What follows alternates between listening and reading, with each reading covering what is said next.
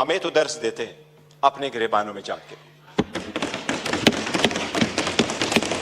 क्या पहली हुकूमत लेके PDM 1 जब हुकूमत आई, उसी को लेके विद इन अ मंथ नेब का कानून चेंज करवा के 50 अरब रुपए के केसेस माफ नहीं करवाते। It's a ground reality, it's a ground reality deputy speaker, it's a ground reality. क्या ये कह सकते हैं कि अगर इसको इतना ही घुमंड है जमहूरियत पे, हकूक पे, तो एक लफ्ज बताए जब हमारी औरतें जेल गई हैं, एक लफ्ज उन्होंने कंडेम करके बोला है?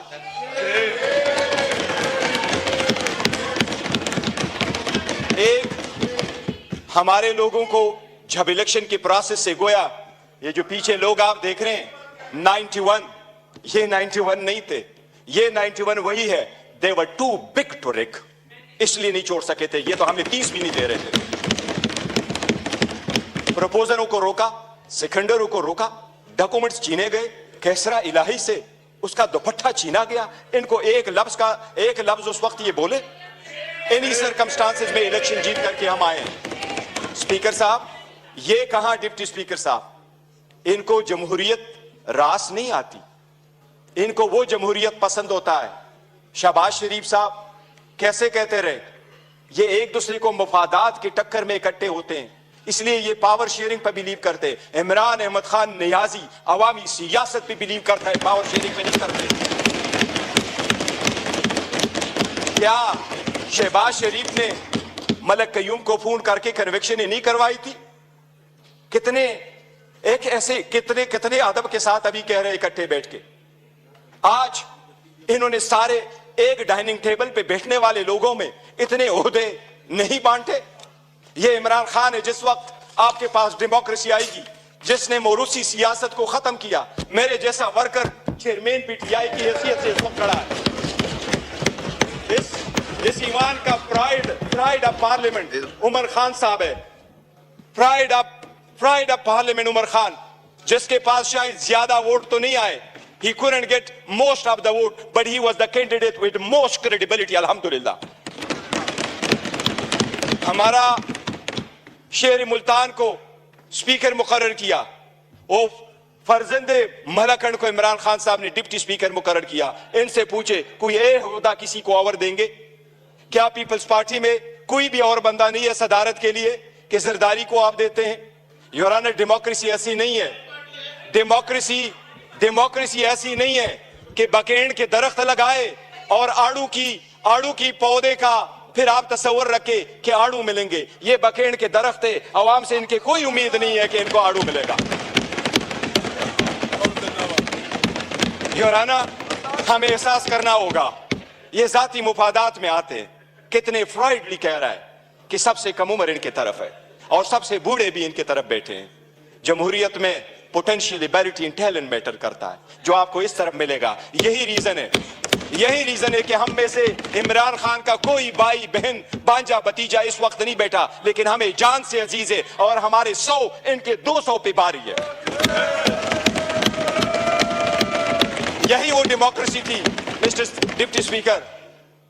जो लोग हमारे साथ आजाद हुए वो हमसे आगे बढ़े, जो हमारे बाद आजाद हुए वो हमें पीछे छोड़ के गए। जब पाकिस्तान का नाम ले लो, दुनिया के लोएस्ट क्रेडिबिलिटी में आता है। रूल ऑफ लॉ में हम सिर्फ अफगानिस्तान और म्यांमार से आगे, बाकी पूरी दुनिया से पीछे। हम गुर्बत में 37% गुर्बत से नीचे, नेशनल पॉवर्टी लाइन में 21% नीचे। हम कैसे आगे तरक्की करेंगे? बाकी गैस, पेट्रोल, बिजली तो दूर की बात, आपको पानी मुयस्सर नहीं है। ये इन लोगों की 4 दहाइयों की कसम रहा है जो आवाम को दिया है। इसलिए आवाम ने समझ करके इनको रिजेक्ट कर दिया है। MKM वाले वो साथ बैठे थे। मुझे हमेशा से 2 पार्टियां अदरवाइज पसंद हुआ करती थी। एक जमात इस्लामी जिसमें फिर भी जमहूरियत है, दूसरा MKM जिसमें मुतवस्सित तबके के लोग शामिल होते थे। लेकिन इस मर्तबा वो भी टिकट लेने वालों के लाइन में लग गए और अपने वसूली की सौदाबाजी की। इनके 15 सीटें बैठ करके दिखाता हूं 1 2 3। 15 सीटें हमारी कराची में उन्होंने ली है, 2 सीट हैदराबाद में लिए। यही वो 15 सीटें जो उनको कहा। क्या बेहतर होता अगर ये ओहदे के पीछे न जाते, असूल पे चढ़ते और ये छोड़ जाते, क्या फर्क पड़ता? इनके पास अब ये ना होता। जनाब स्पीकर, अगर आगे चलना है तो कुछ बेसिक वसूल पूरे दुनिया में होते हैं। पहला वसूल ये, आपके सामने वो साइफर का जिक्र कर रहा है। साइफर एक हकीकत है। इमरान खान साहब ने जिस वक्त ये उठाया है, वो लोग जो मुल्क को साजिश करा कि हुकूमत खत्म करने में, उनका ट्रायल होना चाहिए बजाय उसकी जिसकी आपने हुकूमत खत्म किया और उसको ट्रायल भी करवाया। जनाब स्पीकर, कितने गौर से कहते हैं कि इलेक्शन फ्री, फेयर और ट्रांसपेरेंट होना चाहिए। आप उस हुकूमत का हिस्सा थे डिप्टी स्पीकर। जो ही हुकूमत बनी, इनकी पीडीएम आई, सबसे पहले इलेक्ट्रॉनिक वोटिंग मशीन इन्होंने खत्म करवाई, बिकॉज दे न्यू पब्लिक के रिजेक्टेड। ये ओहदे बांटते आपस में, ये डेमोक्रेसी से दूर दूर उनका कोई ताल्लुक नहीं।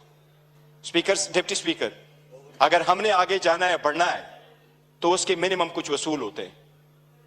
और मिनिमम वसूलों में यह कि एक वक्त में भगवत सतात, कल मायूसी जरूर हुई है कि यह तो हम मानते भी नहीं है कि यह प्राइम मिनिस्टर है,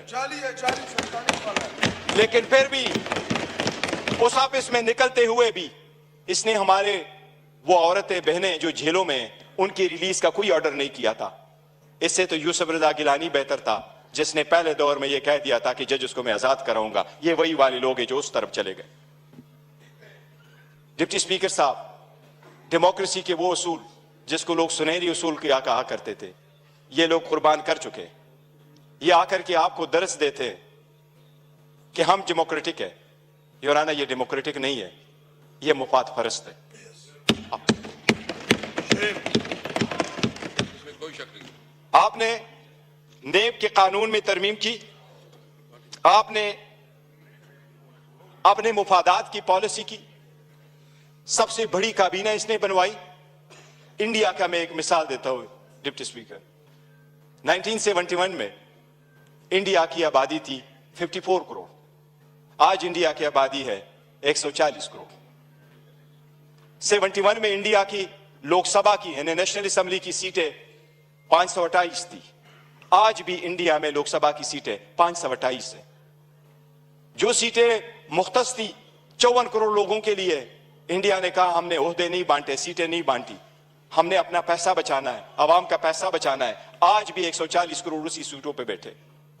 अगर ओहदे नहीं बांटने और अपनों को नहीं माना तो डेमोक्रेसी आगे बढ़ेगी, लेकिन अगर मुफादात की डिप्टी स्पीकर सियासत होगी तो हम आगे नहीं बढ़ सकेंगे।